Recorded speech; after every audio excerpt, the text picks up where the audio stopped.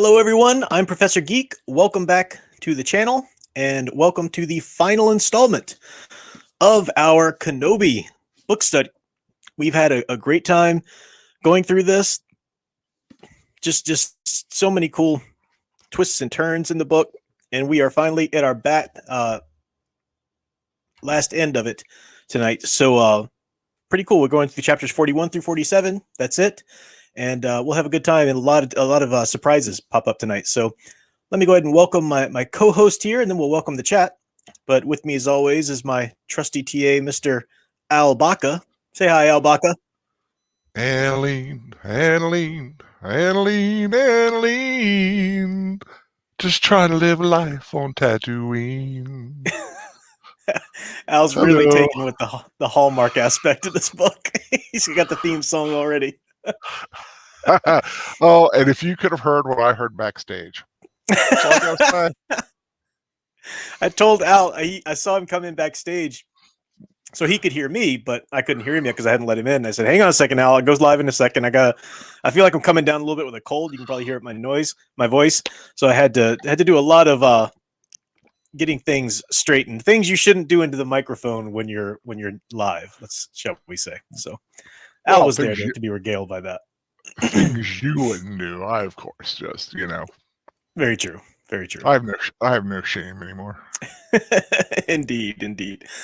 I am using my sweet new studio headphones that Sound Engraver recommended to me. So they are working very, very well. So much better than they're not as comfortable as the Bluetooth. You know, the Bluetooth are nice because they're not this big hot thing sitting on your head, but these sound better. And I don't have the Bluetooth quality. The quality of the Bluetooth headphones is great, but StreamYard just does not like too many different technological outlets or whatever. You know, it gets confused, and then it was like playing in the earbuds. They were off in time, so like I had an echo. It was weird. I don't know, but we're good now. So let's welcome to the chat. Let me go back up. First, we had Daniel Heron still asking for a pre-show. Daniel Heron, next week when I start doing pre-shows again, you better be here for every second of it. Always on my butt about a pre-show. Welcome to Wolf 10 Media. Trooper is with us. Back to the drawing board. Artificer Joni, hello.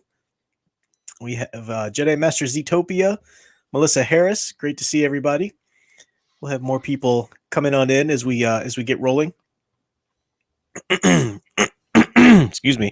And you will have to bear with me tonight. Not just the voice and the cold thing going on, but also I'm a little scattered in the brain. I've been working on a paper all day, and I'm still not finished with it. I need to finish the paper between tonight and tomorrow because it's due tomorrow night. But I haven't really had time to. I mean, I reread my portion of Kenobi, but I haven't had a lot of time to make notes or underline parts to read or whatever. So we'll do our best here tonight.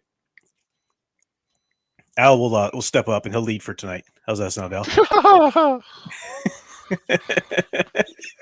I like that laugh. Netters Network popping in for a hello. Good to see you, Netters Network. Netters Network's got a new video out on her channel too. You can go check out. So we had a great cliffhanger last time. Really perfect place to end the study last time. Kenobi's meditation. It was he told Annalene, I've got a way out of this, but once it all comes to light, what Oren is doing, there's no saving you and your family. Even though you didn't do anything wrong, you're going to be kind of guilty by implication, like association rather. Knowing him, people aren't going to trust you and stuff like that. So she did say she trusted him. She had to pack her bags to get ready to leave. She doesn't know where they're going, anything about it, but she just knows that she's to be ready to leave. And then we ended with Kenobi, Ben Kenobi, as he's good by his meditation out there in the deserts of the Junlin Waste there as the sun was coming up. He's about to put his plan into action. So really great cliffhanger. Chapter 41 opens, and we're in Oren Galt's perspective. Now, we already know what a snake Oren is now. His colors have finally been revealed. Has shown his spots. Indeed. Yeah, and it's pretty wicked. And I was hoping it all throughout the first half of the book. I was like, maybe he's not such a bad guy. What a letdown. Well, it's Jackson did a good job. sorry, Joe Jackson Miller, he did a good job with. You're supposed to like Oren a little bit. You're Mhm. supposed to know that he's a little edgy, you know. But you know, Ben even liked him at first when he first met him. You know, he's kind of that natural leader, charismatic and stuff like that. So you know, you're supposed to sort of like him. And Miller did a good job of just slowly revealing just a little bit more, you know. Mhm. He did a good job. Now we're in his It, perspective. Go I ahead. guess it did when you get him when you have the emotional reaction of like, oh, I'm so disappointed. Yeah, it's like that's writer doing his job. Exactly. And if you notice, there's a little bit of symmetry here in this chapter 41, because just like the beginning of the book, when we were in Oren's perspective, as he um, was rounding up the people to go after Plug Eye, or I think he was just coming back after having successfully raided Plug Eye. But we were there as he was kind of presiding over the people of the settlers' call there. Here he is again, and he's gathering people for a retaliation strike against the Lyle Ulbricht's farm. You know, because of well, it was them basically dressed up as sand people attacking Ulbricht, but they don't know that, right?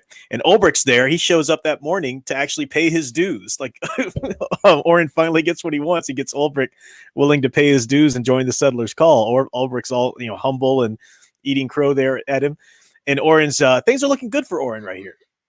You know, his plans are coming to fruition. He even goes over and tells Annie, it doesn't look like I need as much money as I thought. And of course, she doesn't care. She wants nothing to do with this scumbag at this point, Mhm. but she doesn't show it outright. And he's just, he's just so smarmy. But we're in his perspective again, knowing what we know about him. So it's a different kind of scenario there. Welcome to, I think I saw Samuel Proctor in there. Tom Spiegel. Welcome, Tom Spiegel. Yeah, talking about Irish cream. I don't know why. And of course, my dear sound engraver, the beautiful sound engraver's with us, not listening in because she hasn't read the book, just popping in to say hi and leave the watch time running for her prof. That works. Be talking to her later anyway. Then we, in the same chapter, we switch perspectives and we go into Annalene. She's going over to talk to Glomer. Remember, Glomer is the Findian who runs the speeder shop there at the claim, as you know, rents out some space from her there. And we find out that she's selling the claim to him. And he's, you know, he's shocked, of course, but he's always wanted to expand, you know, and he agrees, but he agrees to keep it a secret until it all goes through. Then we jump back into Oren's perspective, I believe. And now we get Oren's plan. So here he is. Oren, he says, he's talking to the people. Everyone listen up, Oren bellowed. He climbed on top of the old number one, the evaporator there on Annalene's land. This is a big day and a terrible day. One of us has turned traitor. A buzz went through the armed crowd. A traitor here? Well, don't worry. He's not one of us, Oren added. You're all good people, but you know him. Ben Kenobi. Annaline gulped for air. The name Callie had heard was suddenly on everyone's lips. You heard right, Oren said, speaking through the green metal device. You may have seen him coming around, may have heard people talk. Crazy Ben, someone called him, living in the desert, talking to himself. Well, he's crazy, all right. He's a Tuscan lover. No, Annaline heard someone shout out. I know, Oren said. Hard to believe. Any settler would help those monsters. But here's what we know. Kenobi popped up here right after Plug Eye's day raids started. He ran out of the store after his first visit without even taking what he bought. And the next time we saw him, the Tuscans attacked the claim. His voice rose. He was here when they attacked, but he didn't fight them. Then he supposedly saved Annie Caldwell from Plug Eye by talking to the Tuscans. Talking to them. The crowd rumbled and shook. Talking to Tuscans? Impossible. I hear you, Oren said, lowering his pitch. But it makes sense. No barbarian could figure out the settlers' call, right? Well, Kenobi helped him. He'd heard me talking to the claim. He knew Ulbricht's ranch was the only place that wasn't covered. He nodded in Ulbricht's direction below. Well, the Tuscans stole Evaporator until the Master Ulbricht from Master Ulbricht a couple of days ago. And then last night, they hit his home, and Kenobi was with them. And then Ulbricht speaks up. Galt is right. I did see Kenobi, but he was scrapping with the Tuskies, I thought. I'm not sure. My Maggie was in trouble. Because of Kenobi, Orin quickly interjected. Because of the Sand people he brought there. I'm willing. Ben was mad at his partners. He was there for Wiles' money. I'll wager, and the Tuscans don't care about money. They started fighting. I mean, just you could see, on the one hand, you see how smarmy and conniving and clever Orin is. On the other hand, you realize how stupid these settlers are, just to be, so easily manipulated. But at the same time, they've always trusted him. They're like the people who live in South Park. so easily swayed. And it's typical. Oh no, even better. They're like those weird one-legged, used to be dwarves and the Voyage of the Dawn Treader. The Dufflepuds, yeah. The Dufflepuds. This is a scene. This is Miller again playing fast and loose with that kind of. I've been saying Hallmark drama genre, but it's not just that. It's also, this could be an episode of like Dr. Quinn, Medicine Woman, or something like that too. Where you've got the mob mentality, easily swayed by the evil person, and then the hero has to come in and save them and show them their own prejudices or whatever. But we know already that Miller plays fast and loose with this kind of thing. So he'll show you scenes and show you elements of that, and then he'll turn it around to his own ends, which is actually pretty intense. Quite what's the word I'm looking for? More extreme than one of those genres would take it.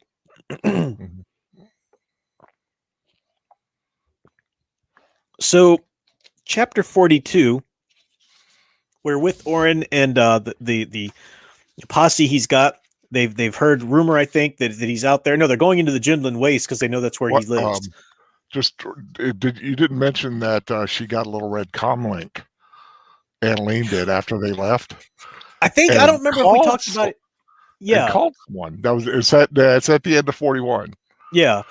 I don't know if we mentioned it last or when we were in those chapters, but when Orin went to go talk to Jabba, remember that he had a dedicated comm link, which was on a frequency just between him and Annalene, so she could reach him at any point. And he left that comm link there.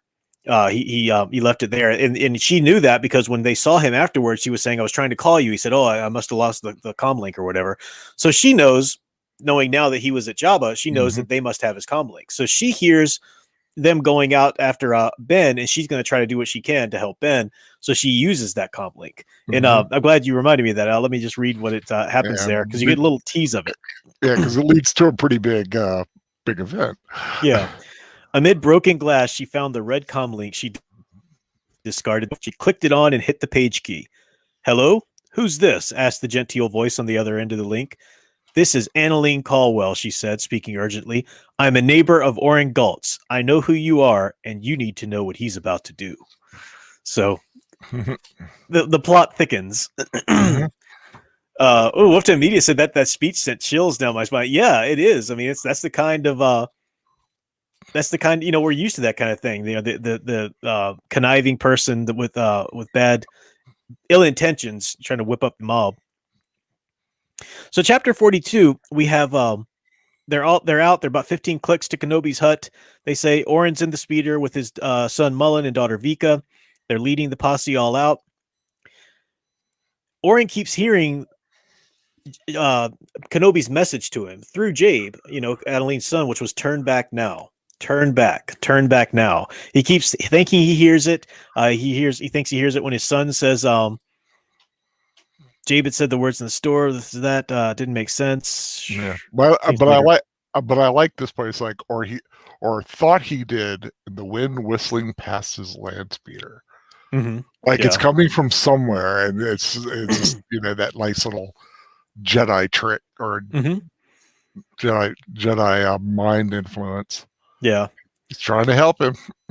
Yep, he is trying to help. I mean, this is the thing, and we'll see that a little bit more as we get into it. But you really do see one of the things I've been pointing out as we've been going through this is how this book really highlights Kenobi's place as an aspirational hero, and he really proves to be that right to the end, which I love. Kenobi, so that's him right there. Orin said, "You turn." Yeah, so Orin trained the viewfinder on Ben again. Still almost a kilometer away, the man simply looked back serenely as if aware Orin's eyes were on him. Finally, Ben activated the bike and turned. "That's right," Orin said, grinning. "You turn back now."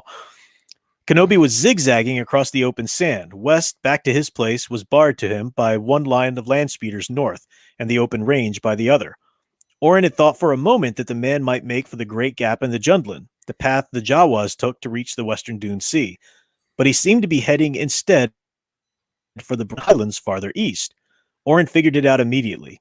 Cute, he said. He's trying to get us into Hanter's Gorge. Annaline had said she and Ben had witnessed the Tusken massacre there. Oren didn't know whether Ben had a soft spot for Sand People or not, but all the same, he wasn't going to be led into a trap. Cut him off, he said, over the comm system. Send him into the rift. I'm just kind of giving you the lay of the land here so we can kind of see what's set up. The Roya Rift had always looked to Oren like a wall that a child had built out of blocks, and then knocked half of it down. Here the Jundland waste bowed inward, a semicircle of flat desert terrain at the mouth of a half-ringed, jagged towered teeth. The wide passageways between the teeth twisted south into the waste, climbing and subdividing into smaller corridors. The Tuskens loved to hide there. The Oasis attackers had been making for the rift when they'd wound up in Hanter's Gorge, kilometers from the east, by mistake. But with the rift, there was no prospect of those on high ground sniping at the posse. The pillars of stone climbed too high, and the paths between rose too gradually, twisting and bending as they went. So it's a perfect, ambush place. But he thinks that there's not going to allow the Sand People to snipe them from the top. Kenobi's going for the high ground. Going for the high ground, at least. Exactly. So they end up calling him out. They get there where they think they've got him pinned in, and Oren's calling for him over the I forget what it's called here, but basically a megaphone, but whatever it's called here in the Star Wars universe.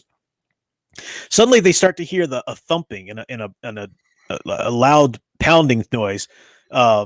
Stay focused, he said, Oren said, but now Oren felt it too and heard it, a low rumble rising slowly to a crescendo. Pebbles on the ground began to roll. Dust rose.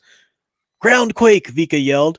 Oren shook his head. No, that wasn't it. It was something else. Gaps from the Jundland waste. And now as he saw what it was, banthas. One after another. So Kenobi sends all of the herds, all of the Tusken tribes banthas down in a stampede, basically, towards the settlers there. It overturns a bunch of their speeders, does some damage. Oren's like, that's cute. It's not really going to work, though. In the fog, a voice came from nearby. It was Ben's. Turn back now. Oren blinked. Before he had heard the words only in Jabe's voice, and then later, when Mullen had said them. Hearing them now from Ben himself, he realized the message wasn't a demand. Instead, Ben's voice was calm and consoling, as if giving advice to a friend. Oren reached for his blaster, which was still secure in his holster, but there was nowhere to point it.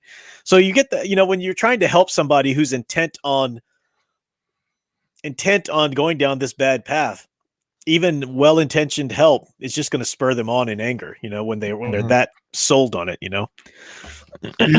Oren's invested right now. Yeah. If he turns back, to him there is no turning back anymore. He's invested, and it's a matter of pride, right? Because the go ahead. He can't give up his station now. He's risen too high, and he's only looking forward. He just cannot look back, can't turn back. For him it's like he's like refuses to do it. No matter what happens. He still thinks there's a way out.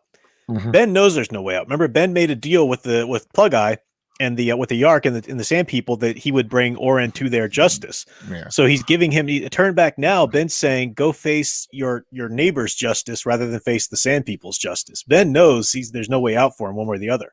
But Oren still thinks he can do it. He can pull the wool. Well, Oren tries to have a plan behind a plan behind a plan. It's like he always tries to have multiple ways out. He's just running out of them right now. Yeah. So the yellowish smoke settled, the dust and everything from the Bantha stampede.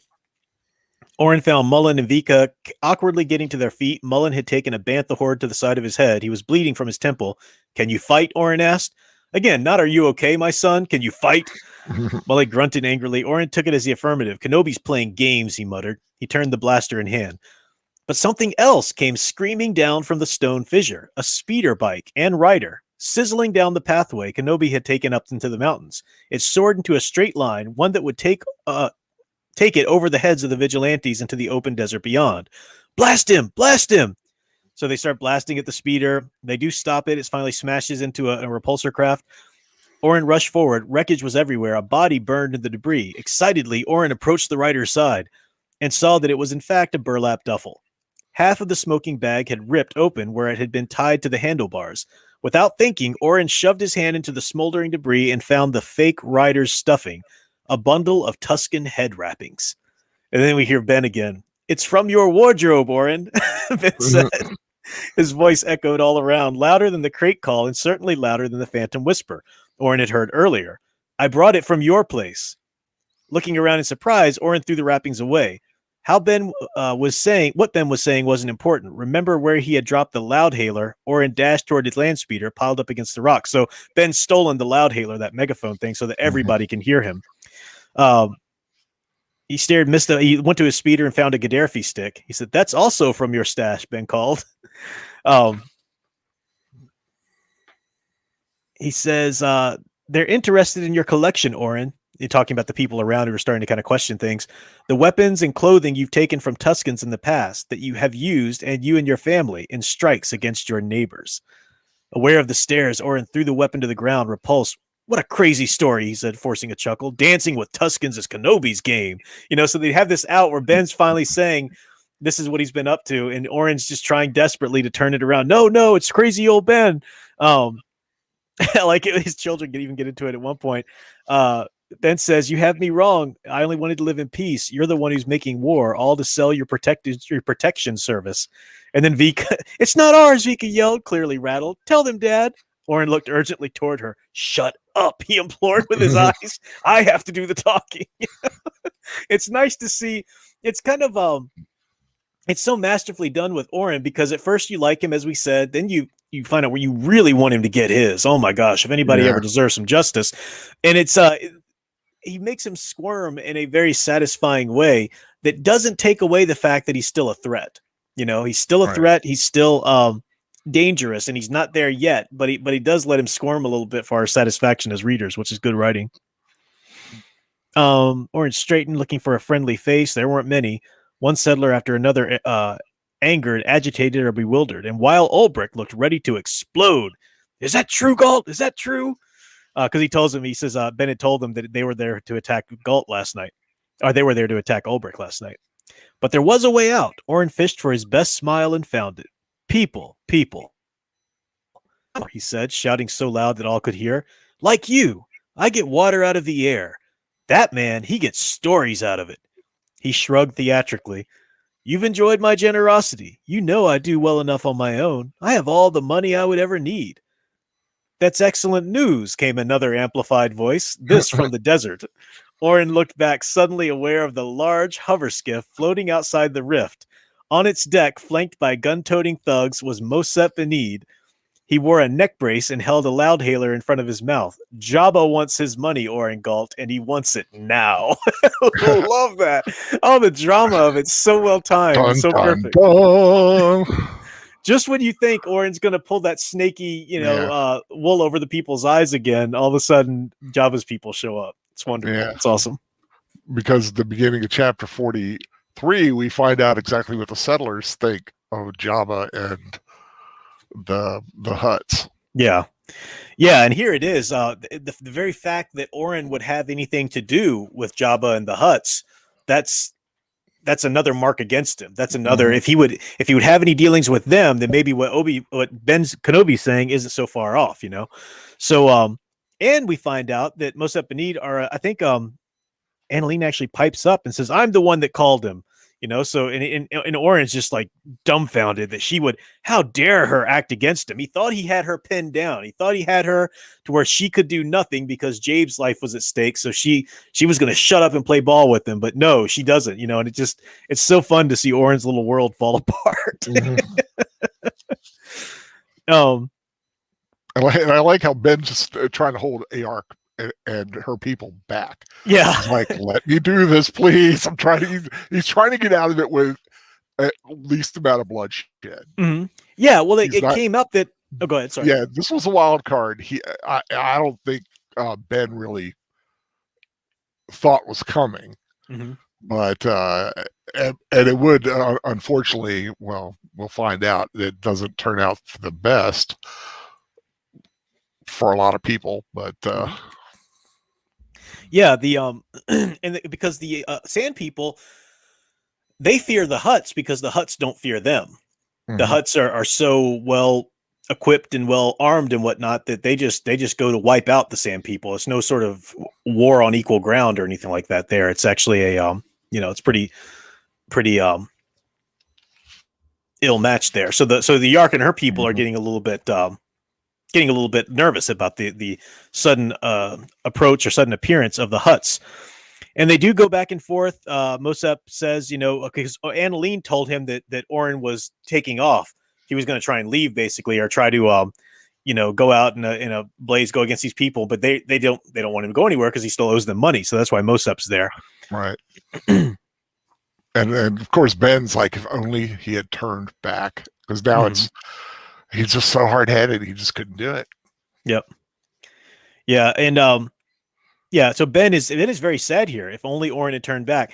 And eventually the tensions between the settlers and the Hutts there come to a boiling point, and they start firing at each other. And I like where Mosep says, what does he say? Let me find it where he says it. Well,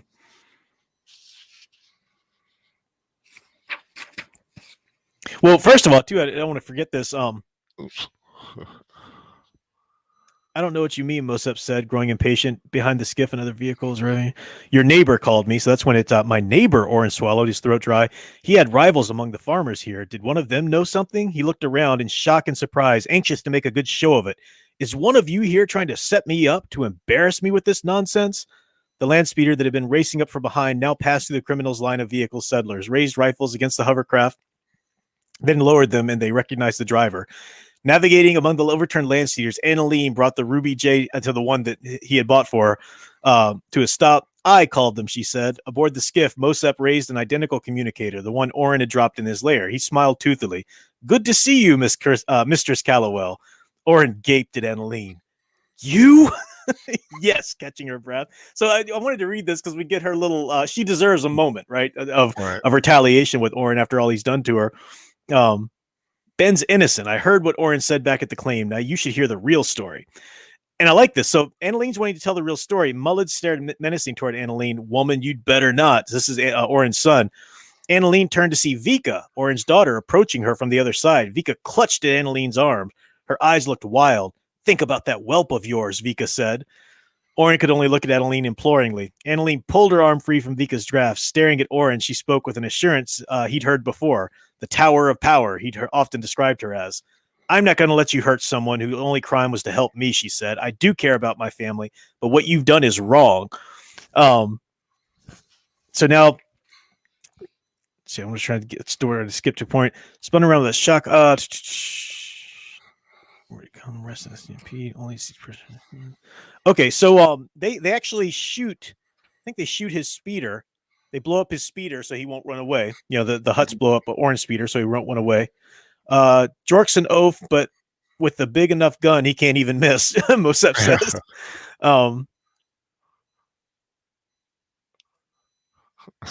It's like only to see his precious hovercraft explode in a blossom of metal and flame. Yeah. Here's the part I was looking for. So Mosep realizes that the people there aren't going to let him have Oren. They want Oren for their own justice with him. So Mosep realizes, well, we're just going to have to open fire on them. And he said, Mosep glanced up at the sons and mopped sweat from his fuzzy face. You really are a trying lot, he said. I told Oren's handler it was a mistake to offer credit to any of you. He turned the loud hailer to his address his thugs. Try not to kill the human woman who just drove up, Mosep said. She brought us here. It wouldn't be polite.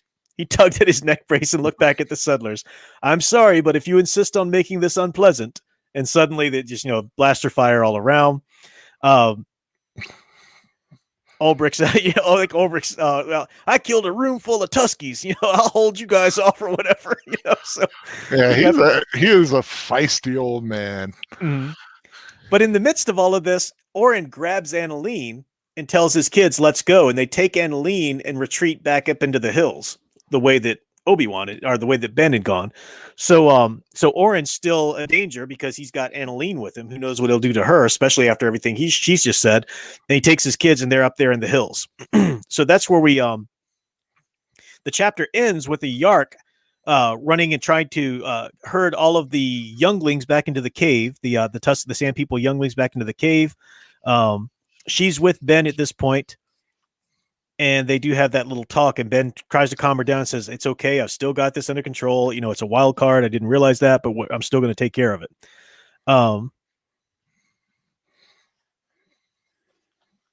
And I like this little ending thing because remember we started, one of the things with the Sand People was learning a little bit about their mythology, about how the two sons of Tatooine, one following the other, and how I think it was the first son, the smaller son, showed his face to the older brother, and the older brother failed to kill him. So now he's eternally being pursued by the younger son across the sky. So held by Oren, Annalene called out, Ben, if you're there, stay away, because Ben and a Yark are watching from the side, from a hidden place. A Yark couldn't hear what Annalene's captors said to her after that, but it was clear they were doing nothing to help keep her from yelling. They mean to flush me out, Ben whispered to a Yark. He felt for the lightsaber beneath his cloak, and then withdrew his hand.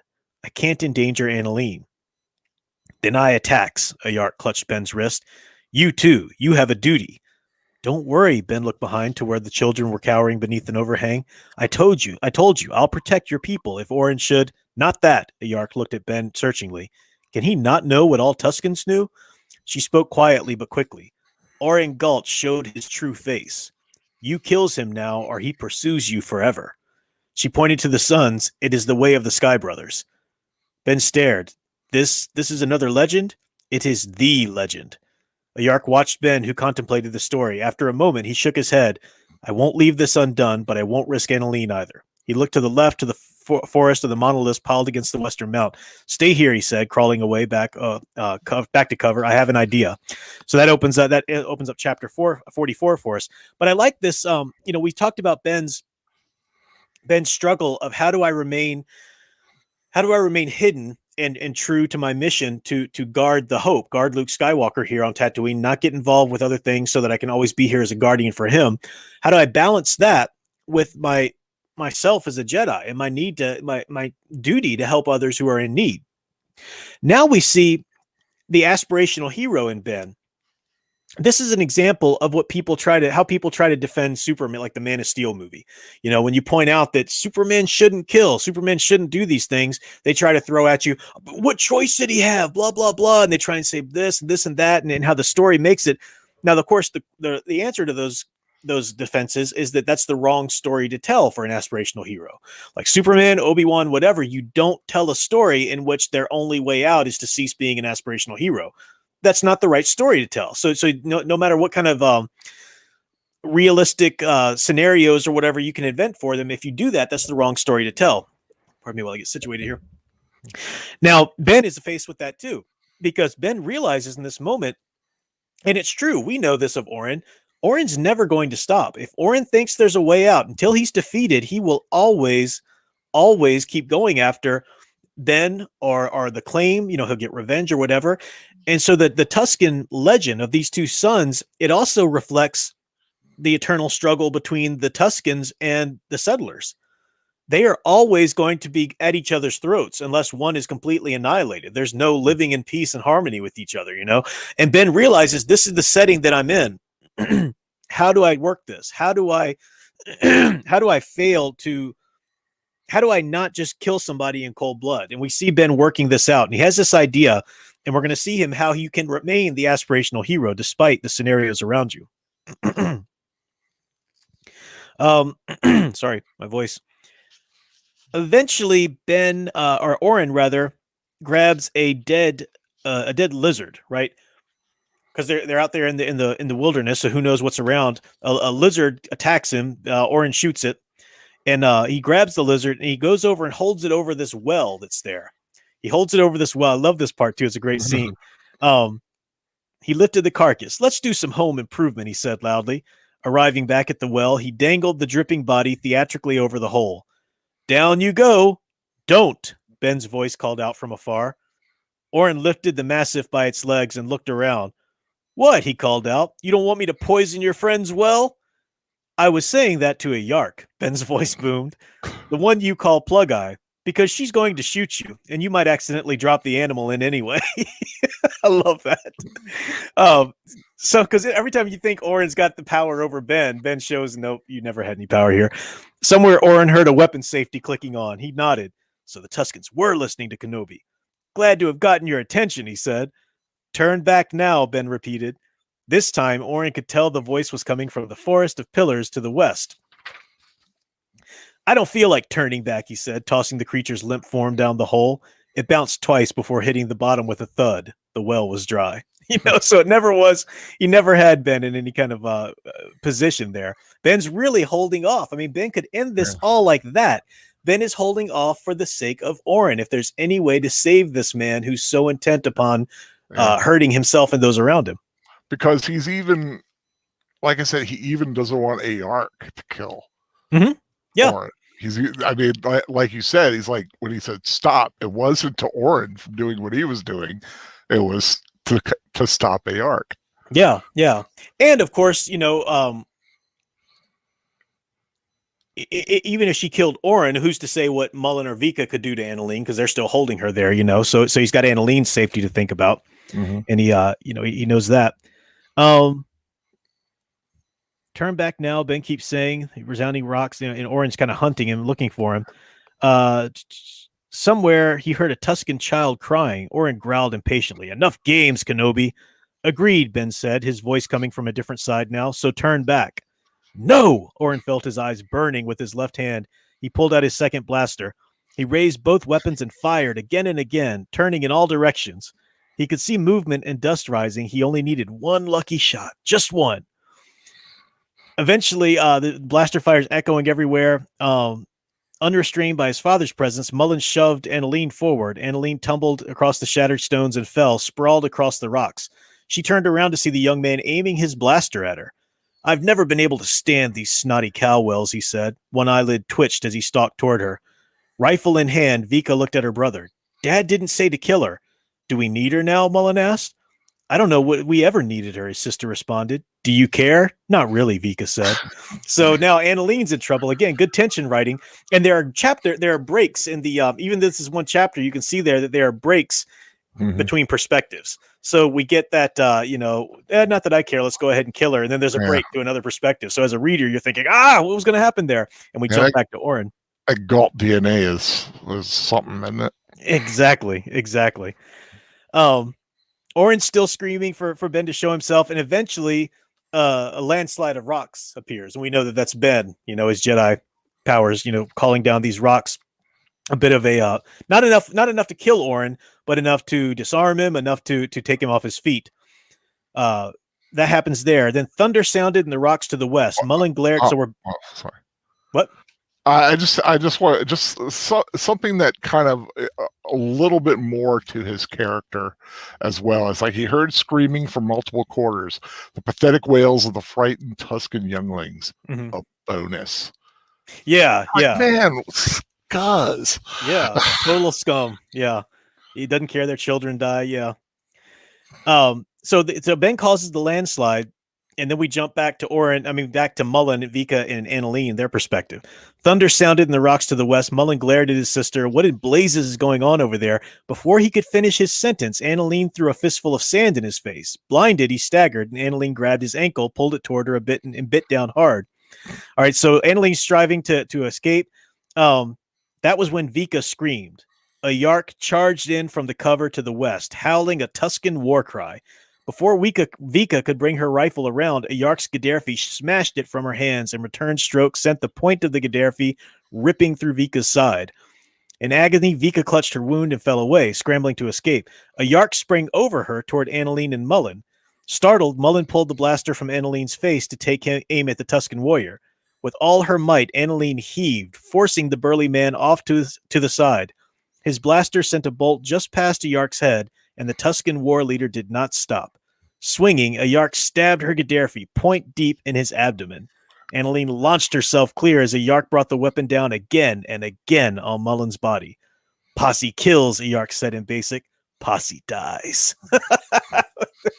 It's when you've got a Western, unless you're going to tell a Western story that's 100% aspirational across the board with all the characters, unless you're talking about like a 50s style Lone Ranger or Last of the Mohicans episode. And those are great. They have their place. You keep your aspirational hero's hands clean, but you let that Western justice take place in other characters around you. And as a reader, it's pleasing. It is so pleasing to see this little snot get his. I mean, we see him about to kill, so we know he's capable of murder anyway, and it's very careful to show him that. And then watch him get his own. So Vika's wounded in the side. She's just sitting there impaling Mullen with the Gaddafi stick, a Yark is. The good, the bad, and the Tuscan. The good, the bad, and the Tuscan. Exactly. Now we jump back to Oren and Obi-Wan over in the other area there where Obi-Wan has just caused the landslide. Let's see. In the shadows, a cloak figure built now. So Oren is trapped underneath some rocks. He's got something's the bones are shifting in his leg, so he's wounded. He fell to the ground at Ben's feet. In the shadows, the cloaked figure knelt over Oren. I did tell you to turn back, Ben said. Mullen howled from beyond. And so he hears his son howling. Ben looked up for a moment and shook his head sadly. Whatever was happening, Oren thought, Ben seemed satisfied that Annaline was safe. The man was in no hurry to leave. Oren spat bitter dust from his mouth. Couldn't turn back. Jabba's people there. Ben shook his head. That's not what I meant. Your fear led to this, all of it. Fear of losing what you had.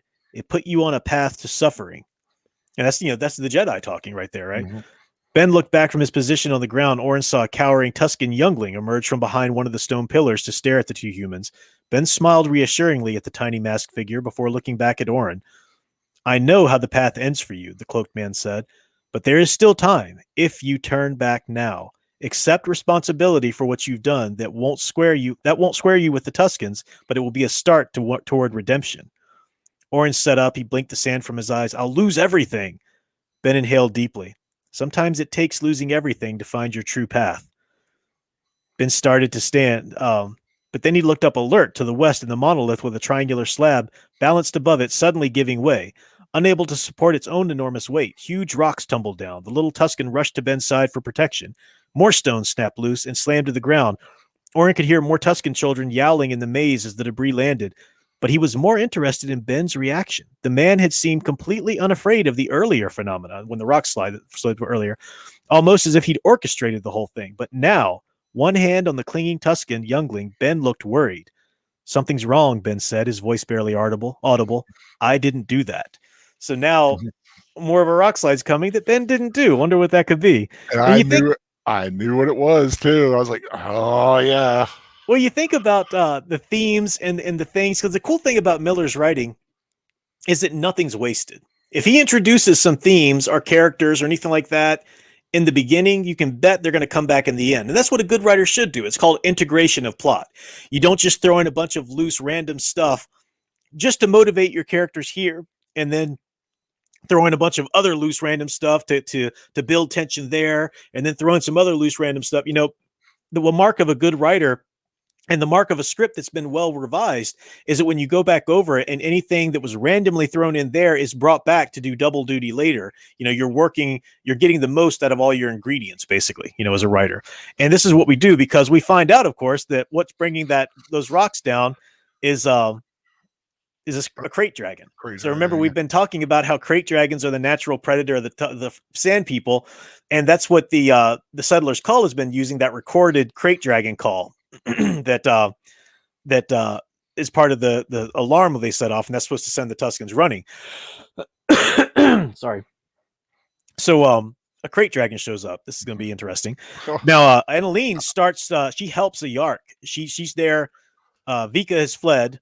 And Annaline's there with the Yark over Mullen's dead body, and they heard the sound many times before. She hesitantly, this was no recording. Crate dragon, she whispered.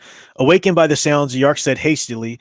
Awakened by the sounds, the Yark said hastily. She tried to hoist a pair of children while still holding the bloody Gaddafi. More younglings fled into the clearing from the western pillars. I must hide the Ulai, the younglings. On impulse, Annaline stepped forward and reached for a young Tuscan's gloved hand. I'll help. And that ends that chapter. And that's a great end to that chapter, because remember we talked about the theme of motherhood and what's the legacy you're leaving behind.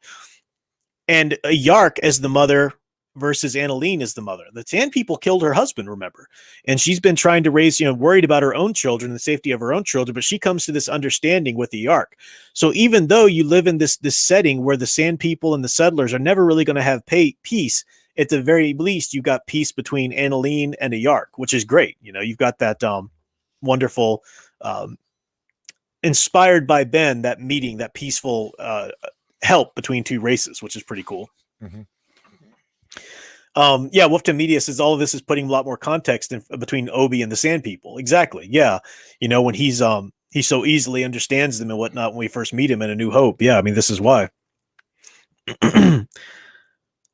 So now in chapter 45, we get the Krayt Dragon, and it's really well written. I'm not going to go through and narrate it because this isn't so much a book summary as it is a book study, but it's really incredibly well written how Obi-Wan just takes down this Krayt Dragon. I mean, did you enjoy that, Al? Oh yeah. It's exactly pretty much what you have to do. You got to find the brain. Mm-hmm. And the brain, nothing happens. But it's just Obi-Wan Kenobi Dragon Slayer. It just is so appropriate. Mm-hmm. I'm trying to find this part where it stops. Racing. All right, the dragon died, its head thudding to rest, meters from Oren and the child. So a youngling child has been sitting there waiting with Oren, I think even grabbing his hand or something like that while Obi-Wan takes care of this. Mesmerized, Oren looked at the massive carcass. A nasty black tongue slipped from its mouth. Beside Oren, the youngling glanced back once at the dragon, and then at his savior before scampering away without a word. Ben slipped off the creature's back and stared silently at it. To Oren, Ben seemed satisfied in the first moment and then crestfallen in the next, as he seemed to realize what he'd just done in front of his witness. You're a Jedi, Oren exclaimed, because he had to use his lightsaber to do all this, So Oren finally knows. And then Oren's mind raced. He thought back to the Hollow News. He remembers the things that went on between the Republic and the Empire, how Jedis were on the run and wanted. That's why you're here, Oren said. That's why you're hiding. They're looking for you, everyone. Ben just looked at the Krayt corpse, but he had not deactivated his weapon, and at once Oren realized the danger he was in. Ben had just killed a Krayt Dragon, and now his secret was out. Oren winced. He tried to move, supporting himself against the stone towers. You're going to kill me. Ben looked at him. I haven't decided about that. You haven't decided? A weak smile came over Ben's face. I'm not inclined to silence people. That's something you'd do. Oren staggered from one stone surface to another, trying to make his way to the clearing. Behind Ben's side and turned to follow, but he walked slowly, and as he did, he switched off the lightsaber and returned to its hiding place beneath his robe. He's not going to kill me, Oren thought, forging ahead against the pain. That led to his next thought. I've got a card to play. Oh my gosh. Oren just... He can't stop. He can't stop. Can't shut up. He thinks, if I can just if I can get away here, I'll get to the Empire, then I'll sell him out, and they'll treat me well for giving them the information and all this stuff. They eventually go by and they go back to where they see Mullen's dead body. They see that Vika had run off, and they see a bit of blood, so she's ran off somewhere, but she was still alive at that point anyway. And then Oren snarls hatefully at Ben. I'm going to tell them, the Empire, and they'll destroy you. Are you kidding me? How you don't tell the Jedi that just agreed not to kill you that you're going to go tell his secret anyway? Oren is spiteful at this point. He's so degraded into his own malice that he's not even thinking cleverly anymore. He just wants revenge, He said they'll kill everything you love. Ben shook his head. They've already done that. The farmer ignored him. He staggered toward the damaged land speeder. You'd better kill me now because I mean it. He heaved himself into the vehicle. I'll do it, Kenobi. It's almost like he wants to be killed at this point because it's easier than to face whatever fates are before him.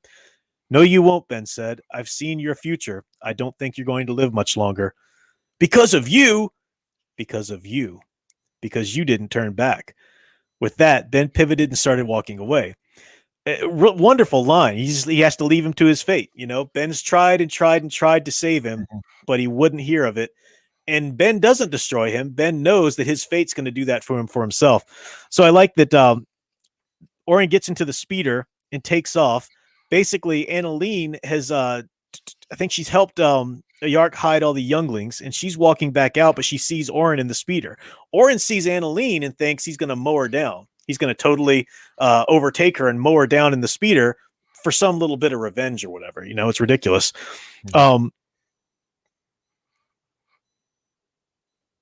At this point, I think a Yark helps Annalene. Yark saves her, right? Annalene pursued the land speeder. Oren couldn't see anything through the fractured windshield, she realized, but he was accelerating nonetheless. She skidded to a stop in time to watch the hovercraft miss the narrow bantha path that led down the side of the cliff. The vehicle sailed freely for seconds, lacking anything for the anti-grav units to repel against. It tumbled downward, end over end. I'm trying to find the point. I think a Yark jumps upon it. Yeah, Yark. No, a Yark hurls the Gaddafi stick. That's right. Again, another thing.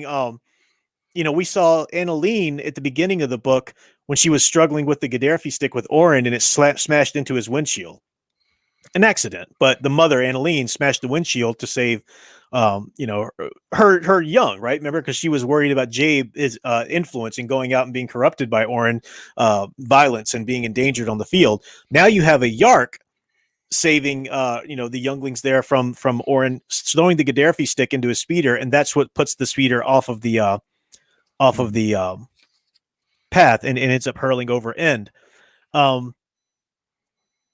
Meters behind, Annalene ran up. A Yark, Ben ran up. A Yark, he yelled. Annalene looked down. Off the edge, the sheer drop from the bantha trail, a Yark clung to the jutting rock. Annalene screamed to the side. So Oren's gone off the edge of the cliff there in the speeder, and a Yark's hanging there. Reaching Annalene's side, Ben leaned over her shoulder and looked down at a Yark. You want to live, he said, remember? For a moment, Yark didn't move, but then her hand tightened around Annalene's. The settler and the stranger hauled the warlord up. Bowed but unbroken, a Yark knelt and gazed at the smoke rising from the canyon hills below. The Jundland was unforgiving. You have what you wanted, Ben said. Not all, a Yark turned back, straightening. She pushed past Ben and Annalene and climbed back into the plateau. But deal is a deal. You go. So they've made their deal. Oren's come to his justice. We'll talk more about that in a second. But Ben and Annalene get to go back out. All right, now we're 46. We're 2 more chapters in. So when you've got a good book, when you've got a really well-written climax like that, don't stop there. We need the denouement. The denouement is so important. And sometimes when writers, they've put all their blood, sweat, and tear into the climax, they've done this story, they've worked it all up, and it actually comes out in a really clever way. They just it's like the conclusion of an essay for school or something like that. You've written the paper and then your conclusion, whatever, sum up some of the things I've said, That's what some writers do with the denouement. We need the denouement. It has to tell us why this story matters. What has it changed to people's lives? How are the people going to continue in this? And that's what these last 2 chapters do so wonderfully. We're in Annalene's go ahead. Especially one person. Get to that, yeah. We're in Annalene's perspective here. She goes back to the claim, or no, she goes outside there and she finds the settlers are cheering because they've pretty much run off the huts, with all of their weapons and their vigilante posse and whatnot. So they're kind of cheering. It's sort of half-hearted. She goes back though to the claim. She's already packed her bags. She gathers people up and they're off. She's supposed to meet Ben at his house. That's their plan. No one was overly inclined to believe her. So Vika came out and Vika starts saying that Annalene had known all about it. She profited from the sales and the guns and the ale. No one was overly inclined to believe Vika, nor the oafish Zed, who echoed her story when confronted for his role. But the I should have said, we're getting this from Lily, her Zeltron friend. Remember, Lily arrives at the back door of the claim and Lily's kind of blanched, in the face, and she's telling Annalene, her best friend, she's warning her basically. Vika's been saying that you were a part of this, you did all of this, because Vika survives. No one really believed her, nor the oafish Zed, who echoed her story when confronted for his role, but the financial records found in Oren's home, which he had failed to erase through lack of time or overconfidence, held damaging facts. They detailed tens of thousands of credits paid from the fund to the claim over the years for ale, weapons, and caraging. All the way back to Danar Cowell's time. All quite legitimate from Annaline's point of view, but the sums boggled the mind of many poor prospectors who saw conspiracy. Several old-timers recalled Jabba trumping up a Tusken war years earlier to sell shoddy weapons. Was that what this was like? Annaline had seemed beyond corruption, sure, but hadn't they seen Oren walking around behind the counter many times, plucking money from the cash box with Annaline's indulgence? And what about all her private financial records sitting in the data pad right on his desk? How separate were their families really? So Oren is insured basically, somewhat on purpose, somewhat not on purpose, that she's going down with him, and Ben foresaw that, right? So Annaline gives Lily a hug. They say their goodbye, and we know that Annaline is going with her children to meet Ben. Oh, I've got to read this. Yeah, I don't like reading this much, but it's beautiful. It's a beautiful fate. This is perfect. Okay, so we get a little break, and then the perspective change. Remember that Oren went off the cliff in his speeder. Light returned to Oren slowly. When it arrived, it was piercing, and he saw the pain. And so was the pain. The sky shimmered for some reason, a brilliant whirl at the end of the tunnel. He could not feel his legs. They were there, he could tell. His hands were resting against them, but there was no feeling in his feet or toes at all. All right, so he's completely paralyzed, from the waist down. It's the crash, he thought. I've been burned. He'd been through this before. As a child, he'd stayed away midsummer day with no hat or no protection. He parched. His parents kept him inside far away, kept him in their bandages. The fabric on his face now felt like that, only rougher. Yes, that was it. He'd been bandaged and taken to Bestine. Doc Mel was probably there, conferring with the local doctors about his case. Oren breathed in relief. Then he heard his breath. Something was over his mouth, something metallic, clacking against his broken teeth when he opened wide. Another sense memory flooded back from this one off-world trip.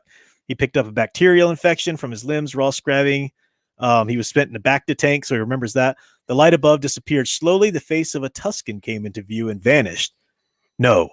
He pushed down with his hands, lifting his torso. He saw his legs now bandaged. He felt the gloves on his fingertips. He felt the shroud on his face and the metallic eyepieces against his eyelids. Merciful universe, no! Another Tusken stepped into view. Oren Galt. Oren heard. It was an animal grunt, but it was his name, and it was definitely the one-eyed Tusken he tried to ram, Plug-Eye. I am a Yark, the Tusken warlord said. You live, Zoran Galt. He clutched at the bumpy surface beneath his body. He realized he was lying some distance off the ground atop a rectangular pile of stones. This is my son's burial platform, a Yark said. Remember, they'd killed his son. Oren simply shook his head, his eyes too dry for tears. He said he had seen the things before.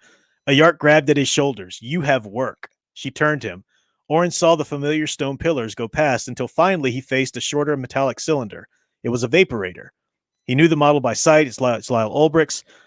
It wasn't to be Oren's. It was as it approached. He realized the funeral bier had been expanded to become something else. It wasn't to be Oren's grave. It was his work platform.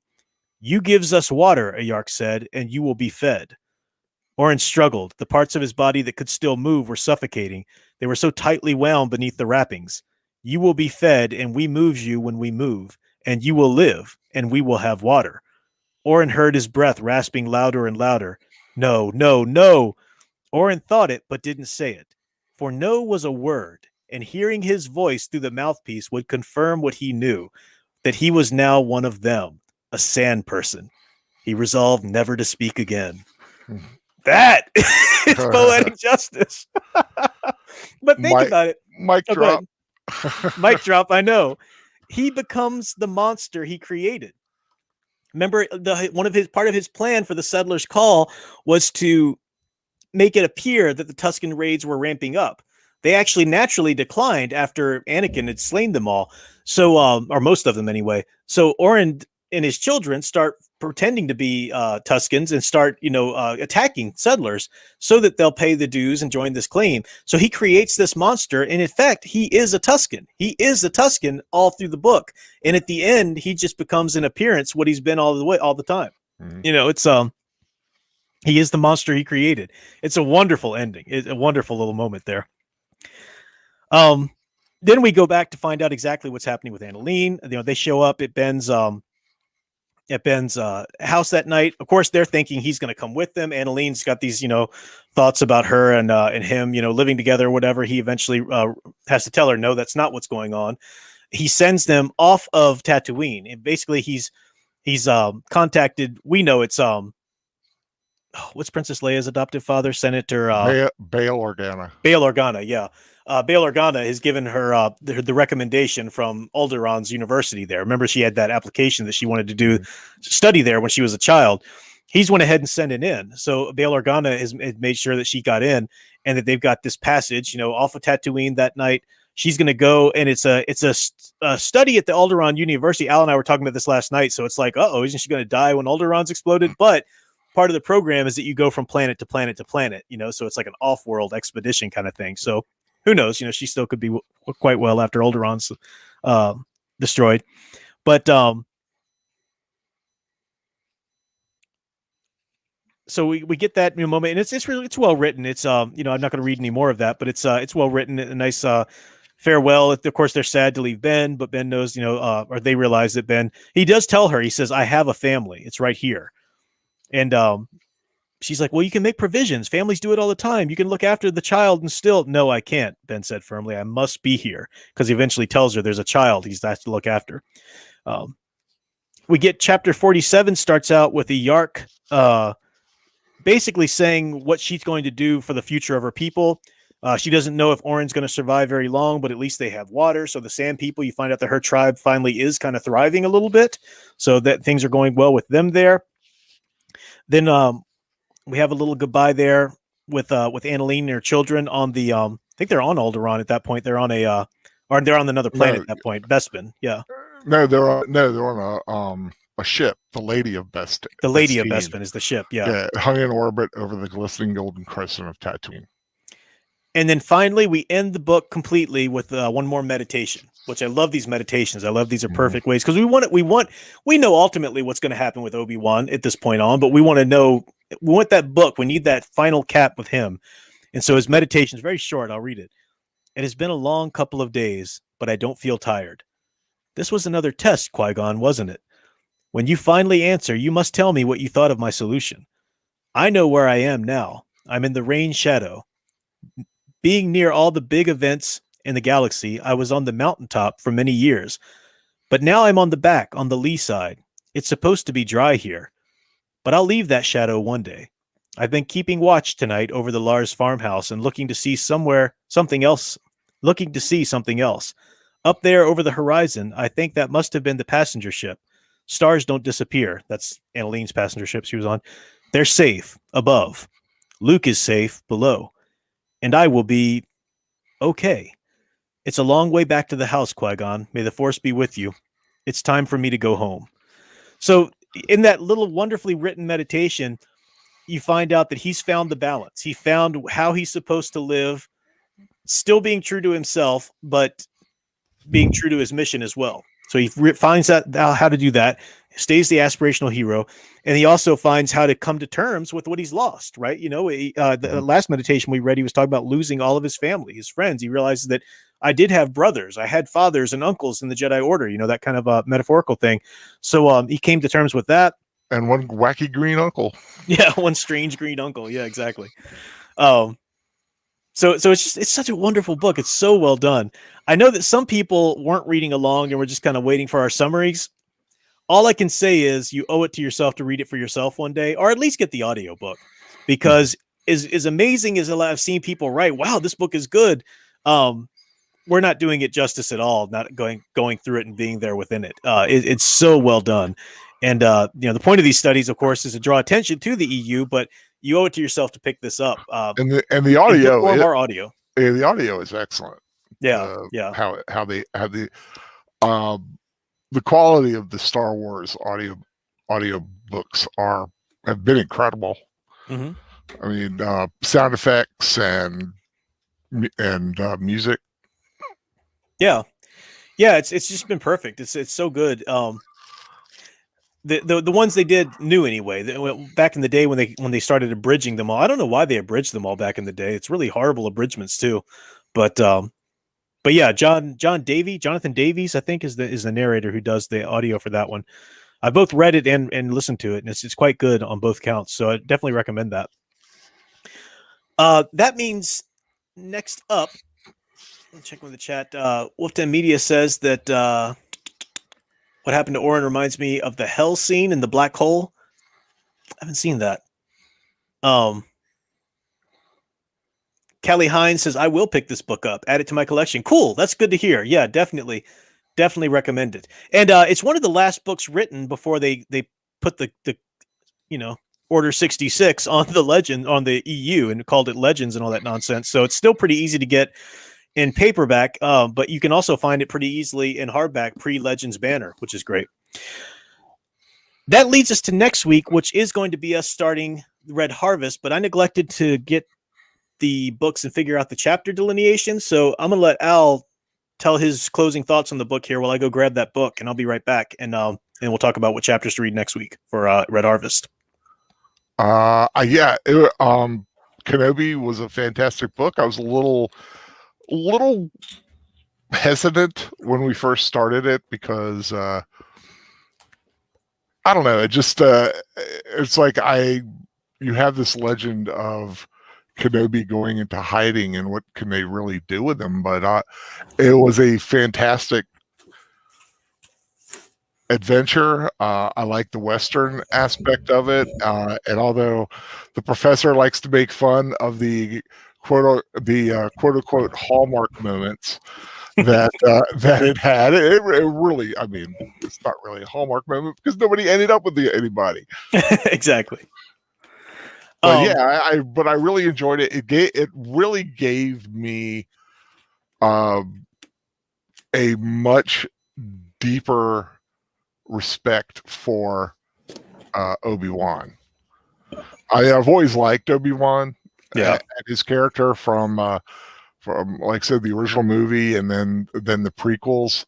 But this, I don't know. I just really thought it was just a wonderful maturing of him.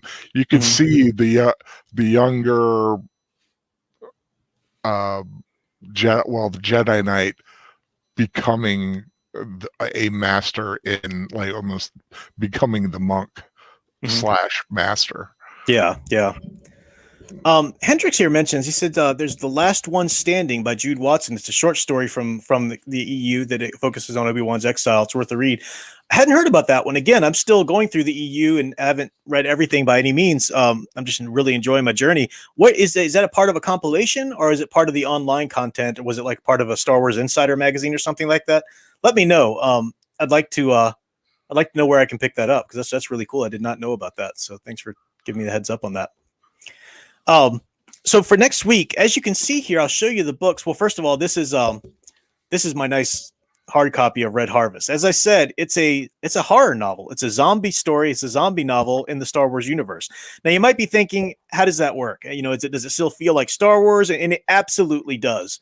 As I said before, I'm not a fan of horror. I don't enjoy horror for just the sake of horror. It has to be elements of horror mixed with something else for me to really enjoy it. Red Harvest it's more gruesome than I care to read, in a lot of places. It's well written. It's actually the prequel book to Death Troopers. Death Troopers is the more popular one by Joel. Is it Joel Schreiber? Yeah. And this one takes place in the Old Republic era, and it takes place for the most part confined on a Sith planet where there's this academy. That's how it gets away with introducing this idea of zombies into the Star Wars universe, yet still feeling like zombies. And the way that this sort of zombie-like phenomena takes place does have to do with the Force and stuff like that. It actually makes sense. It's actually quite well done and worked into it. So it is quite a short. Sorry, I keep bopping the mic. It's a much shorter book. If you can see here, the bottom. This is Kenobi. How thick Kenobi was. Well, this is Red Harvest, and now Red Harvest fits inside Kenobi. So it's a much shorter book, and we'll have it done in a lot quicker, a lot faster time. But I do need to decide here quickly how many chapters to read for next week. We always want to do a shorter amount for the first week anyway, just so we can kind of introduce the book, get the setting, figure out what's going on. So you got your paperback version, right, Al? Yes. I sent you. Okay, cool. I am just so glad that you are stepping outside of your comfort zone. Well, I do like the I like the Star Wars EU, and it was actually my friend Alex Starr that sent me this book at first, and I thought, yeah, all right, let's read it. It's good. It's not my, it's not a book I ever would have read again on my own, except for unless we're going to do a study like this. But I think people enjoy it. There's a chance Fan Man might even join us for the study. I don't know for sure. It depends on if he can read it in time or whatever. But I usually don't like letting a third zombies. I mean, he's all about zombies. I know he loves horror. That's why I went ahead and extended the invitation. I usually don't let more than just me and Al do book studies because there's too many people to go around the circle and it ends up running too long and it just gets too convoluted, I think. But he's so much into horror. I figure between him and Al, the horror genre could be well represented in terms of your reactions to the book, So I think let me see. I have my thumb where I think you're going to go. I want to see if I'm right. I usually like that sort of 5 chapter-ish mark, but I'm just trying to see if it's a good stopping place for us. Where are you thinking? I'm not going to tell you.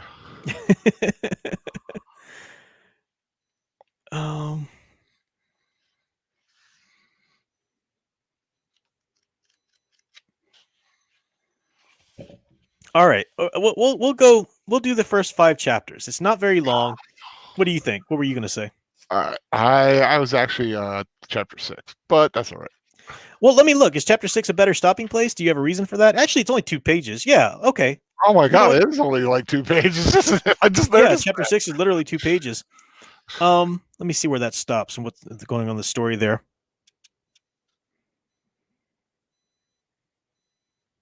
Yeah. Okay. So we'll stop at chapter 6. Okay. I mean, we'll stop at chapter 7. We'll read through chapter 6. Okay. So next week, if you want to read along, you can pick up Red Harvest. It's if you there's a great audio version of this as well. I try to get books that have good audible versions because I know that's easier for Al. John Glover, actually the great John Glover, narrates the audible version of this.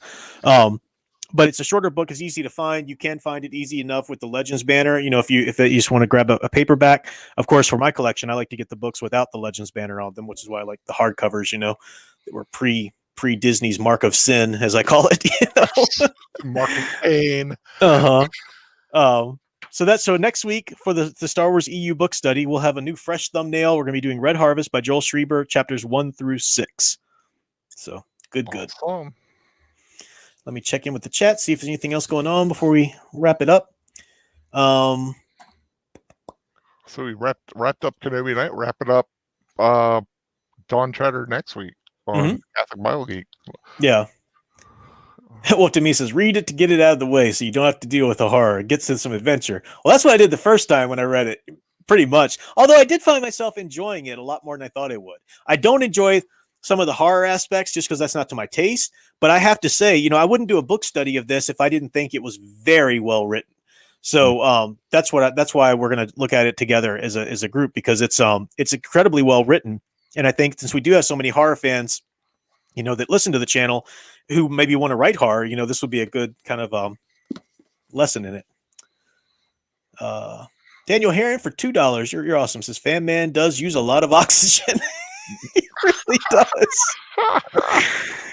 Speaking of that, Al and I will both be on his channel tomorrow night for his Fan Man and his Fantastic Friends, which will be a lot of fun.